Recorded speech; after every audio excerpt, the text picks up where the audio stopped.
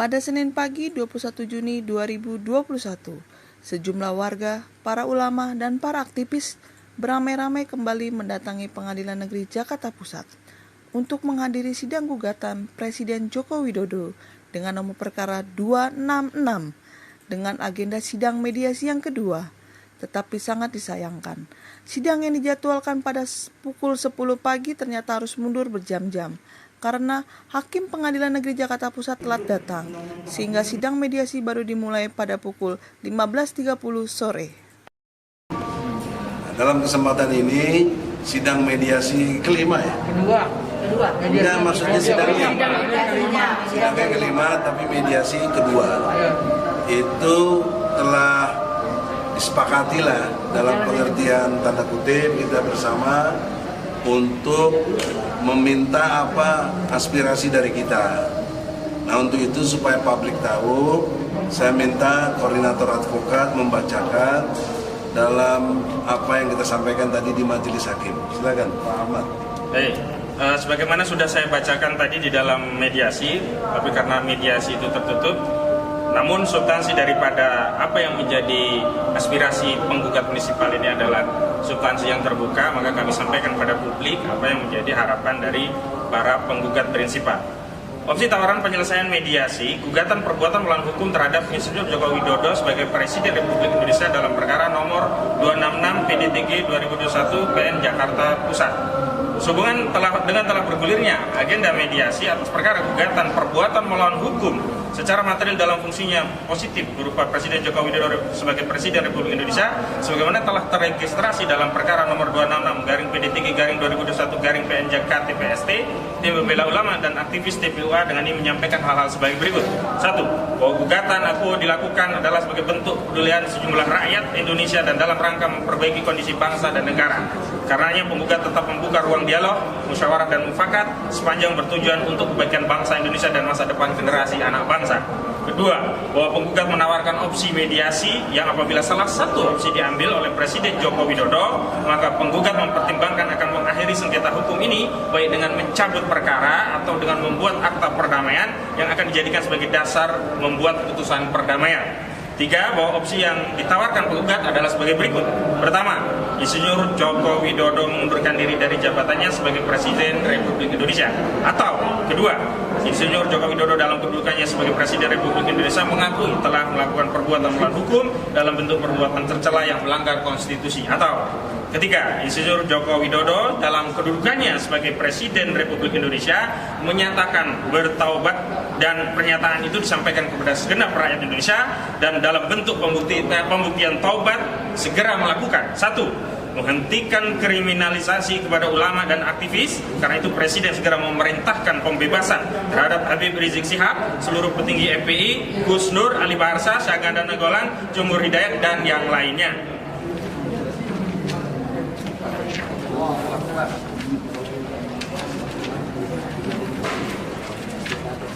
Saya lanjutkan.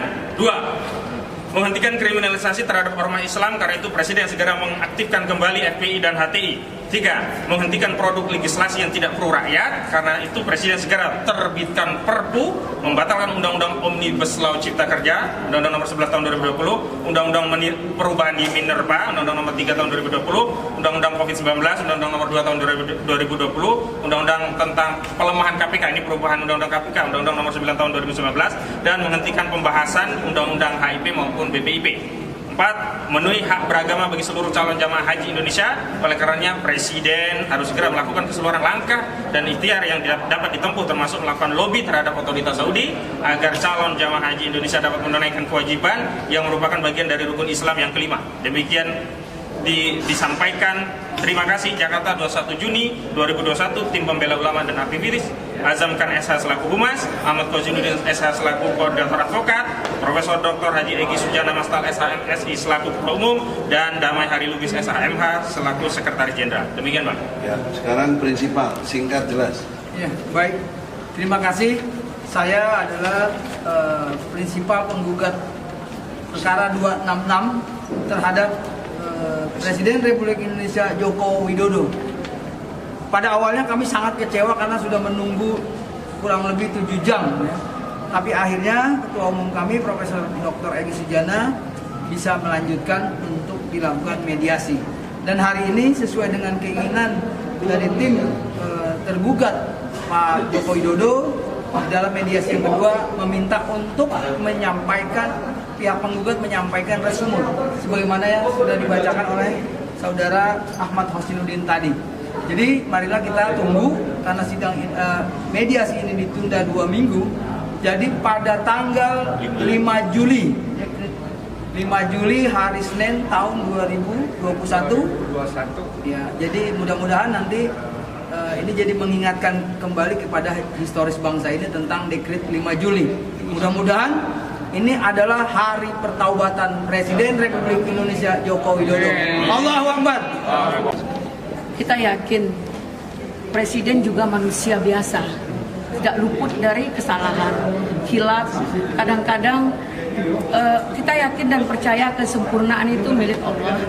Makanya, dan Allah juga yang akan membolak-balikkan hati umatnya. Dalam hal ini kita meminta apa yang disampaikan di dalam tuntutan damai tadi semoga tidak dinilai sebagai yang mengada-ngada atau sebagai merendahkan pihak Presiden. Karena di sini yang disampaikan itu adalah sebuah kewajaran. Presiden adalah pemimpin bangsa Indonesia. Bagaimana bangsanya sendiri harus sejahtera, aman dan damai. Saat ini kita sedang banyak persoalan. Mungkin Presiden tahu apa tidak. Makanya hari ini semua gugatan dan semua permintaan damai kami itu agar diperhatikan. Maksudnya direspon, diperhatikan, dan juga kalau bisa tolong dikabulkanlah permintaan ini demi keamanan, demi keselamatan, demi kesejahteraan bangsa Indonesia. Presiden tidak akan sanggup mengganti rugi penderitaan rakyat. Mungkin itu dari saya. Tambahan sedikit ya, singkat saja. Ada 5 orang yang mewakili Presiden selaku kuasa hukum. Kami ingin mengatakan bahwa sudah kami berikan sebuah surat yang menunjukkan apa-apa yang harus menjadi pilihan bagi Presiden, dan semuanya adalah berat, ya, sangat berat. Karena apa? Karena kerusakan yang sudah terjadi pun berat. Oleh karena itu kepada 5 kuasa hukum kami meminta jangan salah menyampaikan.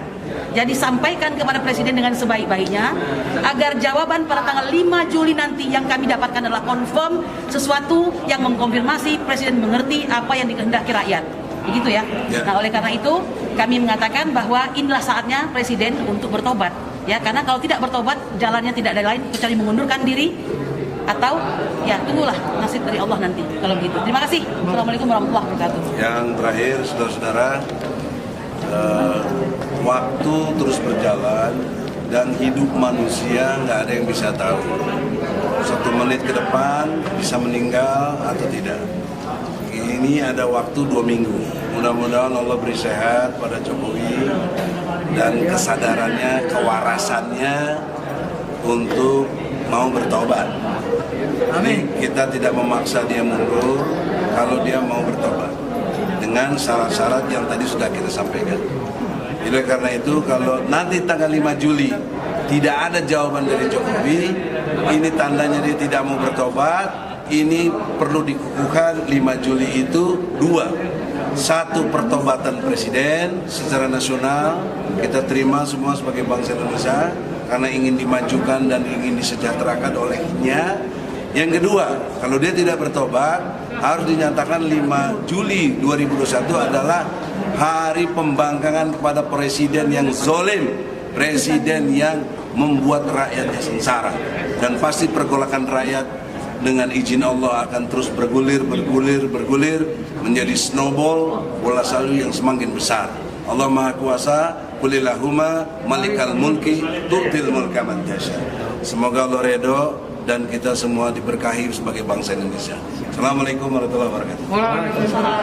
Assalamualaikum warahmatullahi wabarakatuh. Saya Bang Jari Pitung dan ini Profesor Dr. Egy Sujana selaku Ketua Tim TPUA. Kami para penggugat dan kuasa penggugat berterima kasih, alhamdulillah telah hadir di Jacindo News. Untuk itu kami ucapkan selamat datang di medan perjuangan jurnalistik. Semoga Jacindo News menjadi media yang independen, media yang tetap berani dan istiqomah dalam menyuarakan kebenaran. Terima kasih dan selamat buat Jacindo News. Bismillahirrahmanirrahim. Assalamualaikum warahmatullahi wabarakatuh. Waalaikumsalam warahmatullahi wabarakatuh. Jacindo News. Jacindo News apa singkatannya? Dari Putra Cita Mulia Indonesia News. Alhamdulillah. Disingkat dari J News ya. Jacindo News. Kehadiran J News ini harus mendatangkan dua hal. Yang pertama, memberikan suplai berita yang menggairahkan, menggerakkan, dan mengubah keadaan. Itu utamanya. Kalau nggak begitu, nanti jadi pelacur media juga. Nggak berani, disuruh tutup pemerintah, tutup, termasuk ya tidak berimbang. Jadi sehingga kita nggak dapat berita yang baik. Oleh karena itulah munculnya Jacindo harus mendatangkan perubahan dalam berita-berita. Amin. Yang kedua, poin pentingnya lagi adalah setelah perubahan itu, Jacindo mesti mendatangkan satu generasi yang dikehendaki Allah, namanya generasi takwa. Allah Akbar. Dengan program ASI, Al-Quran, Sholat, Infak. Kita nggak boleh terprovokasi oleh media lain. Oh nanti ini jadi kelihatannya kepentingan Islam. Enggak, jangan begitu. Cara berpikir kita objektif. Bumi dan seluruh isinya ini ciptaan siapa? Kan ciptaan Allah.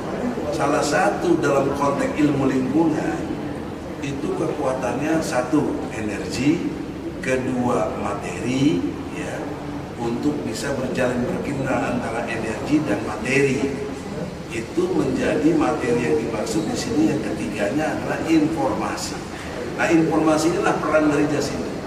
Jadi energi, materi yang ada dalam totalitas alam plus dikemas dengan bentuk informasi yang akurat, itu akan melahirkan baldatun thayyibatun wa rabbun.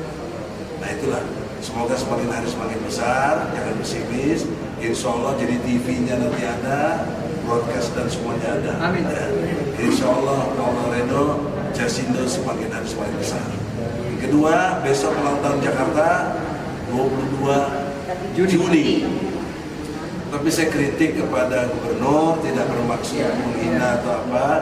Saya mencintainya gubernur karena saya pendukungnya juga. Bahkan saya membuat dengan Habib Rizik, itu ingat Al-Maidah. Wisata Al-Maidah. Wisata Al-Maidah. Tamasya. Anies Baswedan. Masuk sampai ke daerah-daerah yang anti kepada Anies, kita masuk untuk wilayah. Sekarang sudah jadi, sudah hampir 4 tahun, bentar lagi diganti lagi. Tapi hingga detik ini saya nggak pernah lihat ada perda Islam atau kaitannya dengan jaga moral atau akhlak warga Jakarta. Misalnya minuman keras tetap beredar, kemaksiatan tetap merajalela, kemudian kemacetan, banjir juga masih terjadi. Tidak bermaksud mendelegitimasi, tapi tolong dengan hormat. Masih ada waktu untuk bisa merubah ini dalam waktu yang sesingkat-singkatnya, kurang lebih setahun untuk bisa merubah. Insya Allah, kalau bikin perda kan nggak lama, tinggal kemauan saja. Ya. Jangan, nggak ada bedanya Anies yang didukung Muslim, bahkan didukung oleh Habib Rizik, semua agama yang komitmen kepadanya, kemudian perubahannya biasa-biasa aja. Ya. Jadi apa bedanya Anies sama si Ahok? Apa sama aja, nanti lebih parah lagi karena Ahok kafir gitu. Ya. Jadi karena itulah dalam kesempatan ini dengan penuh kasih sayang, mari kita sama-sama berubah. Jakarta jauh lebih baik, katanya Jakarta bahagia warganya. Insya Allah. Assalamualaikum warahmatullahi wabarakatuh. Waalaikumsalam warahmatullahi wabarakatuh.